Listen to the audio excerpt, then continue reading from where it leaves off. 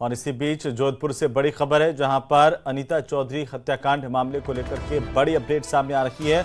मुख्य अभियुक्त गुलामुद्दीन की गिरफ्तारी पुलिस ने कर ली है। सूत्रों के हवाले से ये बड़ी जानकारी, हालांकि स्थानीय जोधपुर पुलिस की तरफ से इस गिरफ्तारी को लेकर के पुष्टि नहीं की गई अब तक। आपको बता दें कि महाराष्ट्र से गिरफ्तार करने की बात अब तक सामने आई है। पुलिस ने हालांकि इस बड़ी गिरफ्तारी को लेकर के अभी तक पुष्टि नहीं की है।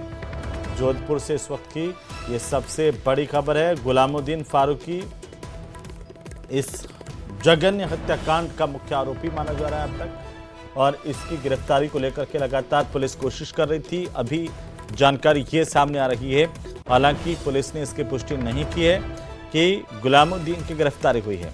महाराष्ट्र के इलाके से इसकी गिरफ्तारी होने की बात सामने आ रही है।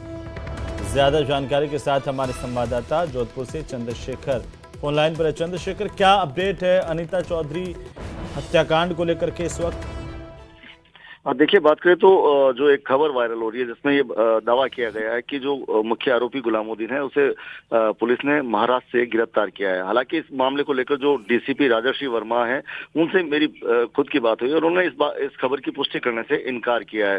हालांकि सोशल मीडिया पर और कई जो न्यूज चैनल्स है वहां पर इस खबर को वायरल किया जा रहा है कि उसे गिरफ्तार कर लिया गया। हालांकि अब ये देखने वाली बात है कि यदि गिरफ्तार किया है तो लाएंगे जोधपुर ही उसे, और कब जो है पुलिस इसका खुलासा करती है, या जो डीसीपी ने जो अपुष्ट बात कही है कि इस खबर की पुष्टि नहीं करता हूं मैं, तो कहीं ना कहीं इसके पीछे क्या मंशा है या वाकई गिरफ्तार नहीं हुआ, ये अब देखने वाली बात है। कल सुबह तक जो है सारा जो है मामले से पर्दा हट जाएगा। जी, अभी लगातार इस जघन्य हत्याकांड को लेकर के चर्चाएं तेज है। ऐसे में लोकल पुलिस अब तक कहां तक पहुंच पाई है?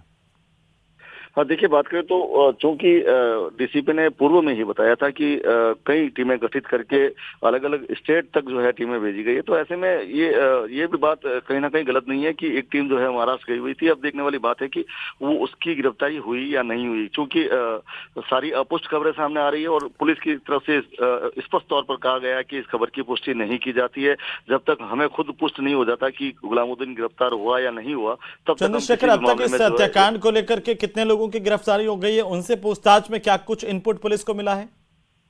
देखिए, इस मामले में अब तक करीब 2 दर्जन से अधिक लोगों को दस्तयाब करके पूछताछ की गई थी। उनमें से जो गुलामुद्दीन की पत्नी है, जो प्रमुख सह अभियुक्त है, उसे ही गिरफ्तार किया गया है, जबकि सुनीता की जो सहेली है सुमन, अनीता की सहेली जो सुमन उर्फ सुनीता है, उसको जो है पुलिस ने आज कोर्ट में पेश किया था। शांति भंग की धारा में उसे गिरफ्तार किया गया था और जहां से फिर वो वापस उसे दस्तयाब किया गया है, फिर पूछताछ जारी है। कहीं ना कहीं जो ऑडियो वायरल हुआ था उसके बाद यह भी कहा जा सकता है कि चूंकि ये मामला कहीं ना कहीं किसी और घटना की तरफ भी इशारा करता है, कई बड़े लोगों के नाम इसमें आ सकते हैं, तो कहीं ना कहीं इस बात को पुलिस बहुत सावचेती से कदम उठा रही है कि कहीं गुलामुद्दीन की गिरफ्तारी की खबर सुनने के बाद कोई फरार ना हो जाए या कोई सावचेत ना हो जाए। तो कहीं ना कहीं जब तक उसे जोधपुर नहीं लाया जा सकता और जब तक पुलिस इस बात की पुष्टि नहीं कर देती कि गुलामुद्दीन को गिरफ्तार किया गया है, तब तक ये सभी अपुष्ट खबरों की श्रेणी में ही आएगी। जी, लेकिन अनीता चौधरी के जघन्य हत्या को लेकर के जहां कई सवाल खड़े हो रहे हैं, ऐसे में अभी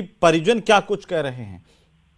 देखिए, परिजनों की बात करें तो परिजन की तरफ से पूर्व में ही संदेह जताया गया था कि चूंकि ये मामला जो पुलिस ने जैसे खुलासा किया था कि लूट के लिए किए गए हत्या है, तो उसको लेकर जो है परिजनों ने स्पष्ट इससे सहमत होने से इनकार किया था। उनका कहना है कि ये मामला बड़ा है। तो ऐसे में जो अनीता चौधरी के परिजन है उनका मानना है कि गुलामुद्दीन जब सामने आएगा तो कई और लोगों के नाम सामने आएगा और ये बड़ा सनसनीखेज मामला जो है बन सकता है। तो कहीं अब इंतजार है कि यदि गुलामुद्दीन गिरफ्तार हो जाता है, उससे जोधपुर लाया जाता है, तो किन किन लोगों की तरफ वो इशारा करता है और क्या क्या नाम सामने आते हैं, उसको लेकर तमाम लोगों सहित जो अनीता के परिवार के लोग हैं उनको भी इंतजार है। जी, बिल्कुल चंद्रशेखर, बहुत शुक्रिया तमाम जानकारी के लिए। नजर बनाए रखिए, अपडेट हम आपसे लेते रहेंगे। और